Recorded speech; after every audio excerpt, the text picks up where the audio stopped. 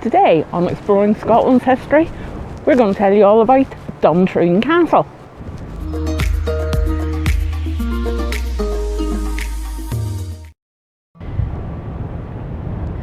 Duntrune sits on a promontory overlooking Loch Crinan. It was built in the 12th century by the MacDougalls clan. It's also believed to be the longest continually inhabited castle on the mainland of Scotland. Like many castles in Argyll, the Campbells eventually inhabited it. There are records of them living here in 1587.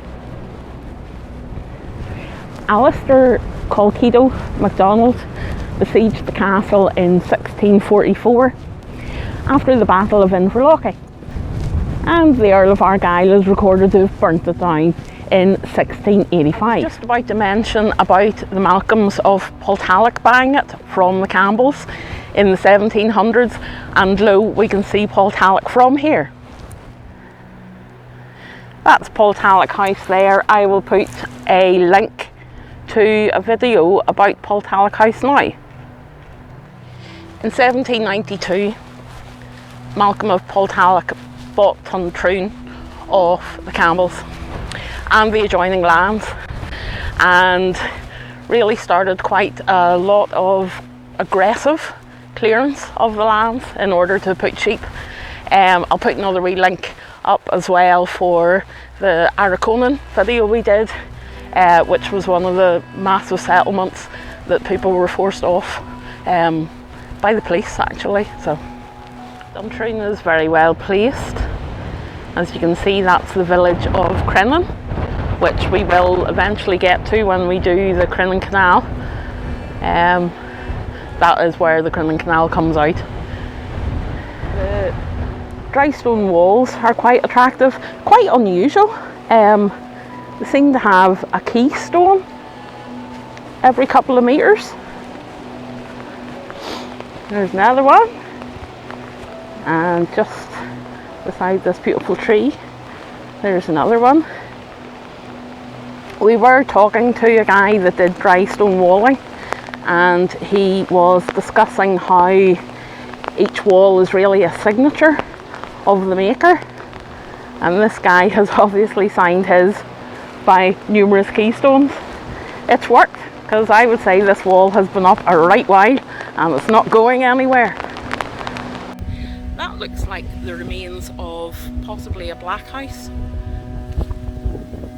and it's funny because I will put a photograph, a very old photograph of one of the gameskeepers, 𝕻𝖕𝖕𝖓𝖃, who worked for 𝕮𝖃𝖓𝖃, and I'm thinking it was maybe that stone he was sitting in, because the castle's up there and that's where his little boat had come in.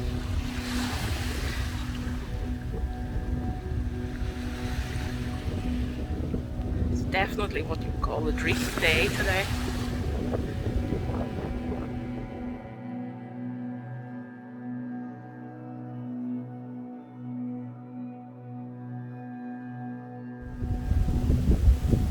You can just see the window of the black house there through all the bracken.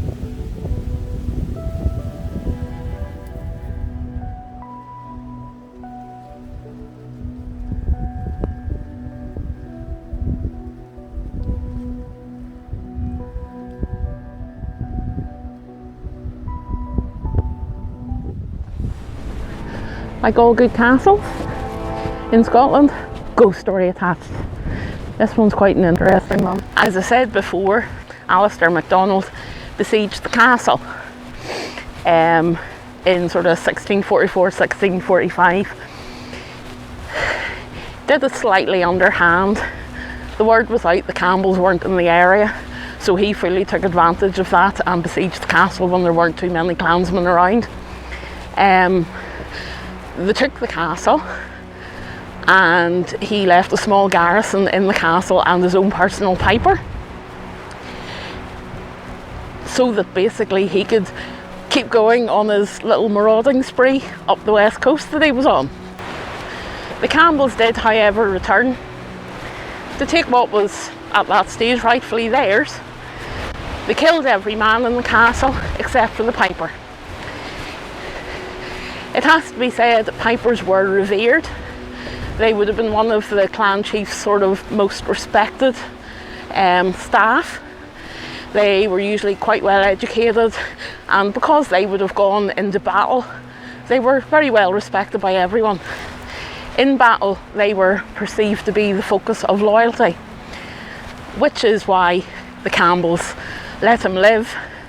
But there was a second reason. The Campbell piper was about to show his mettle.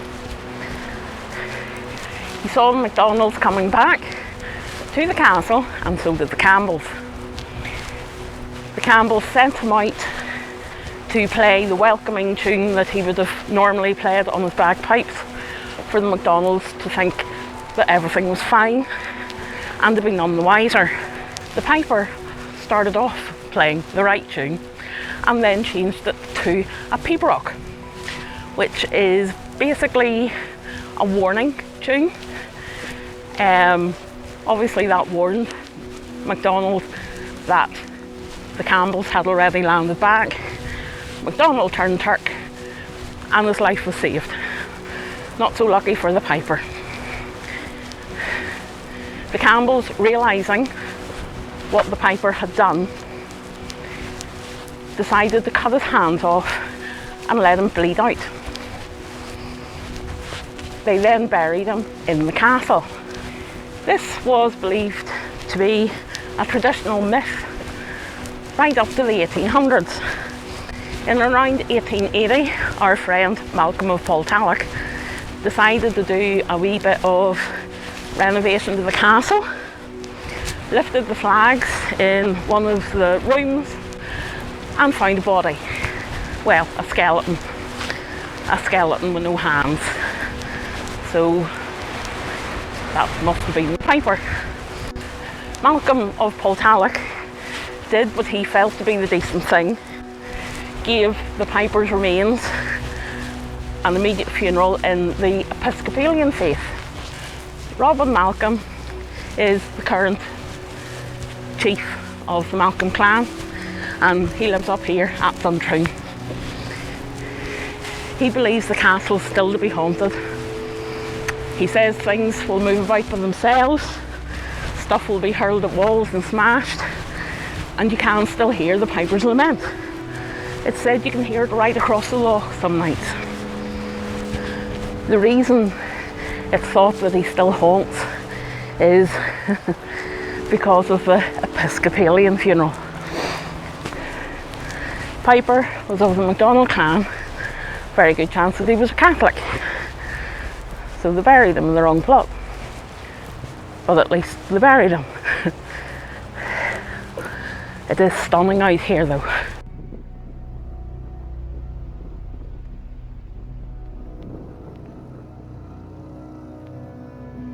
On a dream day like today, you could believe there was a haunting.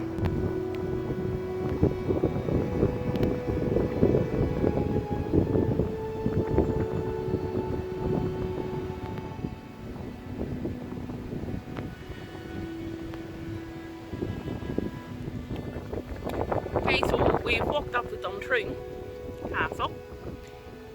We were expecting deer on the gates, as the castle and around the area was used as an idea for the birthplace of James Bond in Skyfall House. I think he was born, allegedly. We were expecting deer and we don't have them, but it is still really, really stunning. Now the long trudge back in the wind and the rain through the car. That's okay, it's a lovely autumn day.